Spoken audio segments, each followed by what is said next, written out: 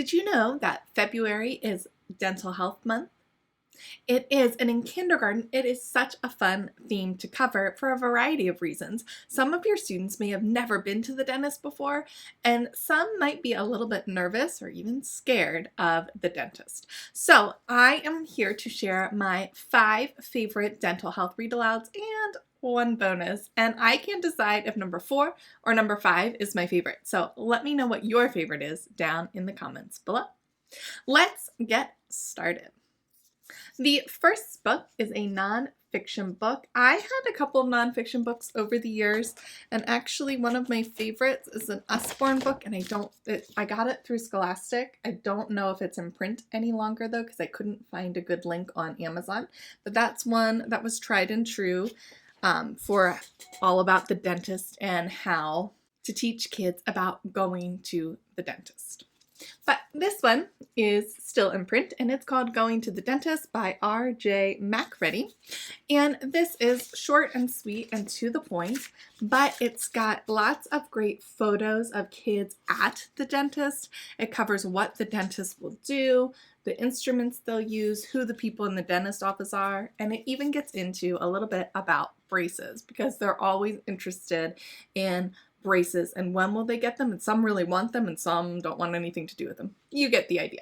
So this is a great non-fiction book all about dental health. Pout Pout Fish is next up. Pout Pout Fish goes to the dentist. I enjoy reading Pout Pout Fish stories to my kindergartners, so they already knew all about Pout Pout Fish and the other characters who are in the book. And in this story, Mr. Fish has his to-do list, but the dentist is at the bottom and he's not interested. And so he goes through his to-do list and he gets to the post office and then he gets to the next place, and everywhere along the way they tell him he should really go to the dentist. It's an important place to visit. And finally he does go to the dentist, and it's not nearly as bad of an experience as he anticipated, and Mr. Fish gets his teeth cleaned. So that's a nice one too for kids who are feeling apprehensive, to let them know it's okay to feel scared, but it's also important to go to the dentist. Next up, we've got Tooth Trouble by Jane Clark. Tooth Trouble is adorable walrus who has a hurt tusk, and he goes through the whole story and it hurts and he keeps saying it hurts, but he doesn't want to go to the dentist. Everyone says you should go to the dentist, you should go to the dentist. Like, not doing that. And he keeps going about his day until he gets to the end of the story and he sees Grandpa, and you can see Grandpa's tusk there, and the little walrus said, Wilbur says, I don't want to go to the dentist. And Grandpa says, neither did I. And he's missing a tusk and he's got that broken one. And so Wilbur decides to go to the dentist. And here he just had a little shell stuck in his tusk, and the dentist was able to fix him right up. So it's another great one for kids who are a little bit nervous about the dentist. Now, the next one isn't about the dentist, but it is about teeth, and it's another familiar story, or familiar character, which is why it is up there with one of my favorite dental health books, Bear's Loose Tooth by Karma Wilson. Bear is adorable. He's got all his forest friends. You may have read other bear books throughout the school year. Bear Gives Thanks, we used to read at Thanksgiving, and there's a good one about hibernating and all of it. So Bear's a fun one. But in this story, Bear's eating, and all of a sudden he finds a loose tooth, and her illustrations are just beautiful, aren't they?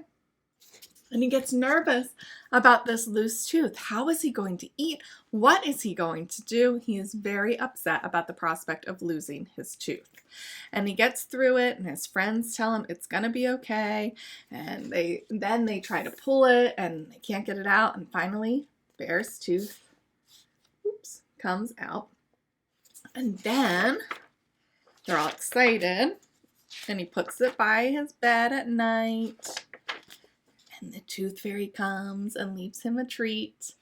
And then the next day he wakes up with his friends and he finds another loose tooth. So they can make predictions based on that at the end of the story as well. There's a lot of good things here. Rhyming and sequencing and all of that are great in Bear books. So they're good for literacy activities as well. My last story is one of my favorites. It is an award winner. It is Dr. DeSoto by William Steig, however you say his name. Dr. DeSoto is a mouse who happens to be a dentist, and he takes care of all kinds of patients, not just mice patients, see?